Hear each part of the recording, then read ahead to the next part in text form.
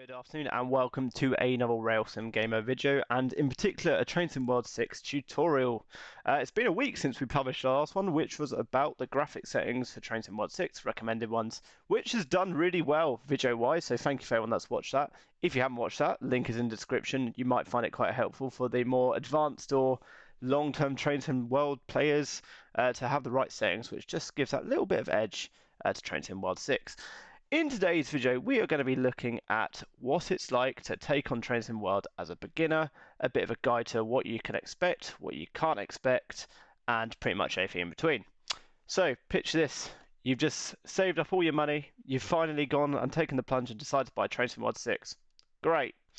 But I'm going to be honest with you, there's going to be a high chance that you might be a little thrown with all the settings and everything you can do. So this is what to expect when you first build out Train Sim World 6. You'll get this lovely loading screen, and depending on your computer will be depending how quick this loads. You'll then be presented with the Dovetail logo. You'll be pleased to know you haven't got to watch it every time you load Train Simulator World or Train Sim World. You can simply click through it. You'll then get this lovely disclaimer talking about how dangerous places are, in particular the railways, which I think is quite a nice little touch. It's quite helpful. Again, just click through that by clicking click any key or just click your mouse. You'll then get this lovely screen and you get to press any button or any key again. If this is the first time you've opened Train Sim World 6, it'll then ask you to sign in or create an account. The reasons for this is it helps create a profile. You can then share content, get a score. At the end of every scenario, any route, you'll get a score. You'll get a little avatar to customize as well, make it look as realistic or unrealistic as possible. The choices are endless. So you'll first then get you might get this screen, or you'll get a training screen which says take me on a journey. If you do get this screen, I would highly recommend you go to the training center, which is this lovely icon just over here. With that, you've got tutorials, fundamentals, or start journey. What I'd recommend doing is clicking start journey. This gives you a nice sort of, a nice sort of all-rounder about Train Sim World. So, if we go to start journey, just like this, it will then load this lovely screen again, and then it will load after. So let's just wait for this to happen. So, you're going to get this lovely random scene, and you're going to be told to walk. If you are new to Train Sim World, chances are you'll have lots of settings switched on. For example, you'll have objective markers, which will tell you where to go and where you should be aiming. Because I feel like I'm a bit of a not so noob to Train Sim World anymore, I had turned them off. With this said, you'll have the standard movement keys, so W for forward, you've then got D for left, and then you've also got A for left. If you're a bit clumsy like me, you'll realise that you'd have jumped off the platform. To get back onto the platform, if you click E near the edge, it'll let you jump back onto the platform. That's how you get between the track and the platform. As I've already done this, I will let you take on this lovely start of the journey, and it will then guide you through some tutorials about general Train Sim World 6 and what to click on. Once you've done this, we're then going to go to the next bit of Train Sim World. Also, aside from the note, if you want to get out of any scenario, if you click the escape key, you can then have the options to quit, settings, restart, save, or photo mode. We're just going to go to main menu.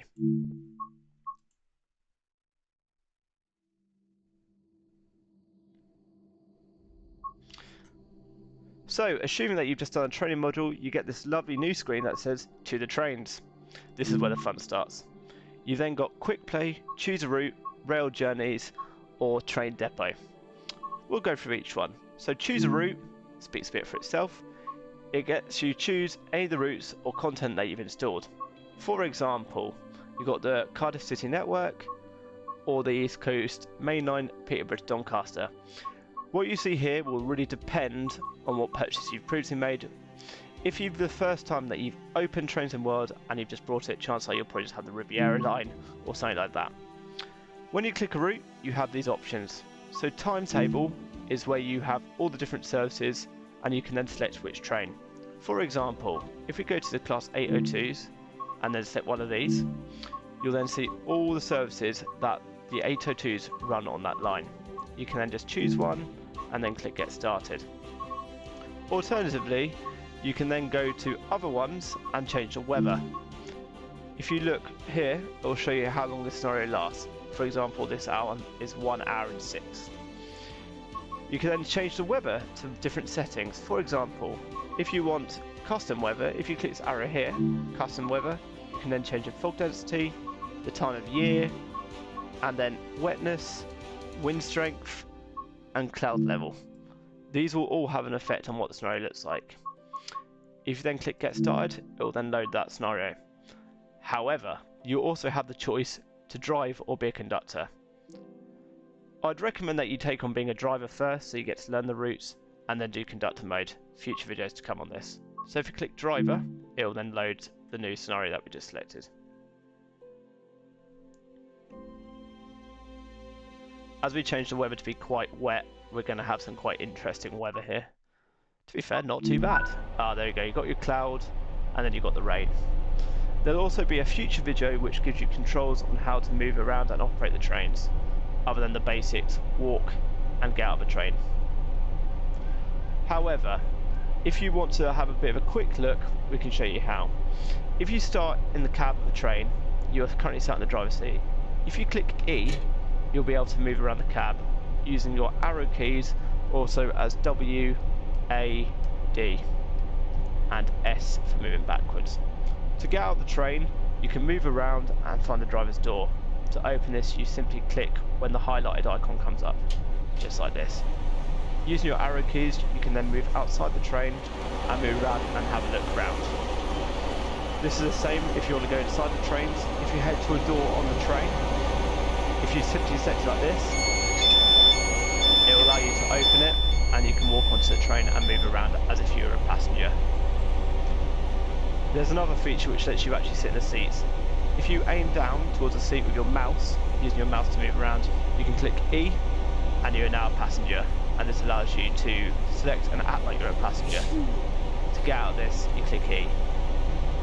That's a very basic way of moving around the train. Let's look at other features of Train Sim Mod 6.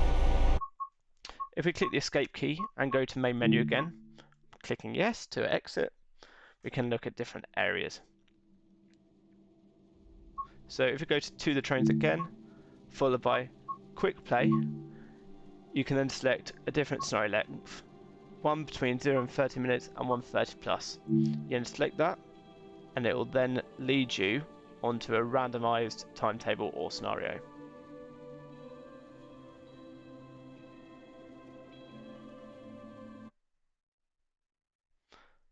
This time it's loaded a random scenario where we're on the West Coast Main Line South, I believe. It will then lead you through the scenario. This one, for example, is looking at a Southern Class 377 on the route. The difference between a scenario and timetable is a scenario is led from instructions and objectives, and a timetable is just a bog standard run. As we said before, using your arrow keys to move around, you can get on and off the trains and do any objectives which are advised in the scenario. Please also be advised that you'll also have objective markers probably turned on unless you turn them off directly in settings, as we have. This helps direct you through the scenario. Once again, let's look at other areas. If we go back to main menu and click yes here, we can look at scenarios and other settings. If we go to the trains again, we can then look at rail journeys. Rail journeys are a way of doing a full journey. So if you go to Doncaster to Peterborough, you can then do the next set of scenarios in that journey. For example, a journey might consist of 4 scenarios taking you through the different types of train, training modules, etc. We've done these before, so you click continue. But a journey is a good way to orientate yourself with a train, the surroundings and controls. Next thing we're going to look at is something called Train Depot. Next thing we're going to look at is something that looks at scenarios. As mentioned, a scenario is basically a sort of like a story. You do different objectives to complete the scenario. As is a timetable, is just completing like a standard run on the train as if you're a driver. So if you click on a route and go to scenarios, there'll be a preset amount of scenarios for that route. These vary and they're very engaging and can be quite good fun if you don't know what to drive or you just want a bit of a challenge.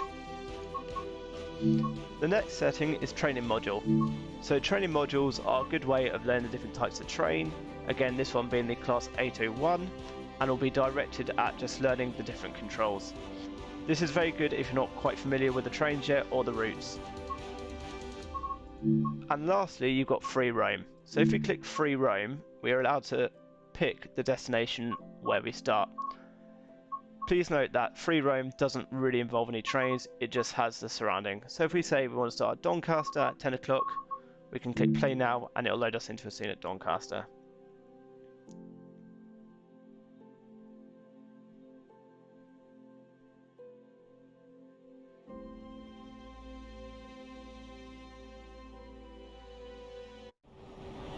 Just like this.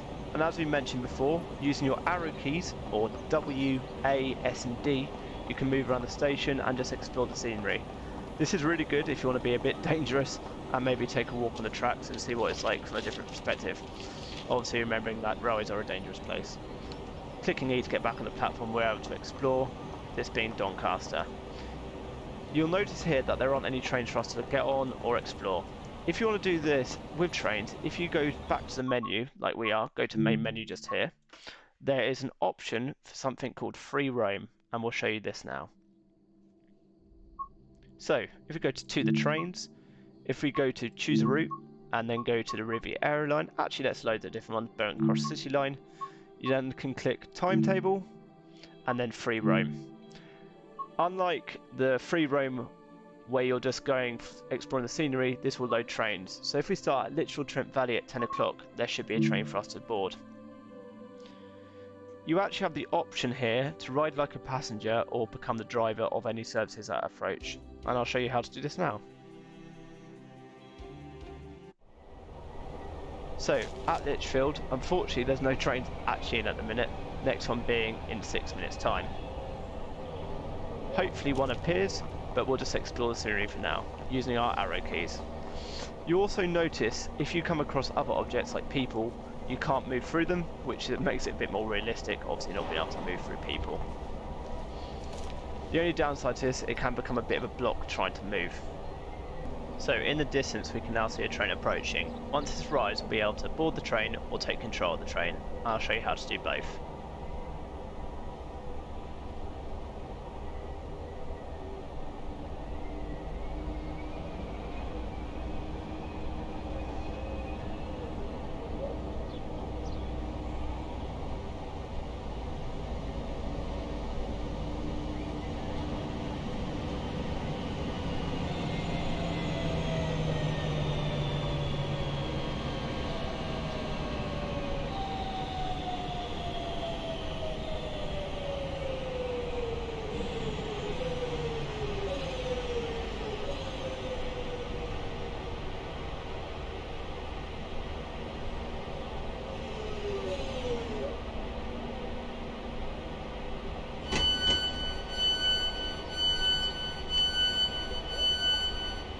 So now the train's arrived, we can get onto it, just like this.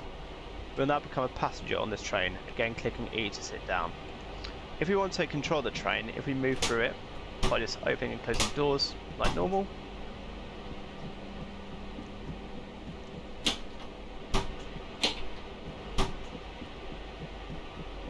we can then get to driver's cab, or we'll be able to take control of the service.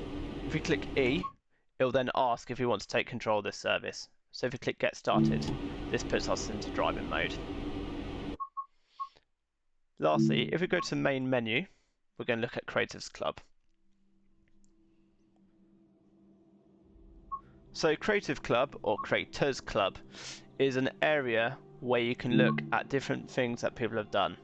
Also, you can create your own formations for the trains and create your own livery designs. So, I would recommend first going to the online sharing hub and looking at what's available. This gives you instructions on what to do. If we click continue, you'll see what's trending. For example, this first Great Western Class 150. We've also then got the cross country, new livery and different Virgin liveries. We'll cover Creative Club and how to create different trains in a bit more depth in a further video. However, for now I feel that is enough of explaining Train Sim World 6, and the best way you're going to learn is start taking it and using it as a bit of a guide. If you've liked this video, please remember to give it a thumbs up and subscribe. We look forward to showing you more Train Sim World 6 soon. Thank you.